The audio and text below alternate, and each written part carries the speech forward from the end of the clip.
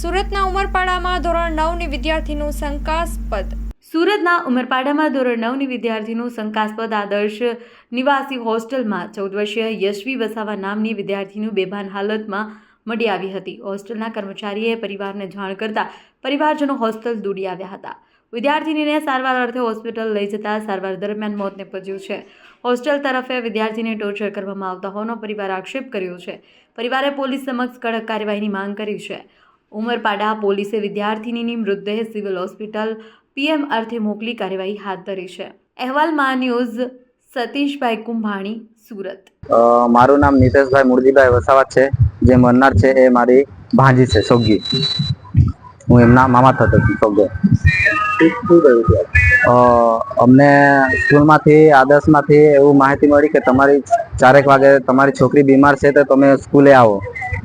તો અમે સ્કૂલ પર ગયા તો અમારી છોકરી અમને બેભાન અવસ્થામાં જોવા મળી ને ત્યાંથી અમને એમના મેડમ તરફથી એ લોકોએ કંઈ 108 ને ફોન બી નહીં કરેલો.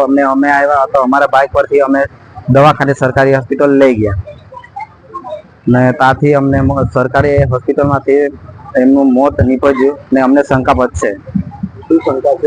એમના શરીર પર કાળા કાળા દાગ જોવા મળેલા છે. એટલે છોકરી કઈ દિવસ બીમાર નહીં પડતી હતી ને અચાનક એક દિવસમાં માથું દુખવાથી મોત થાય એટલે અમને શંકાસ્પદ જેવું લાગે છે. અમને સ્કૂલમાં કોના પર શું શંકા પર એટલે હમણાં ત્યાં રહેવા વાળા પર અમને વોર્ડન હોય કે પછી ગુરુમાતા હોય, હમણાં એમનું કઈ રીતનું એ છે અમને ચોક્કસ માહિતી નથી, પણ એવું શંકાસ્પદ જેવું લાગે છે. વિદ્યાર્થીએ કોઈ દિવસ કઈ કીધું હતું? વિદ્યાર્થીએ હોળી પર આવેલી તો અમે સ્કૂલ પર રહેવાની નથી, મને ત્યાં ગમતું નહીં, ત્યાં ટોર્ચર થતું છે એવું અમને વિદ્યાર્થીએ કીધેલું. કોણ ટોર્ચર કરે?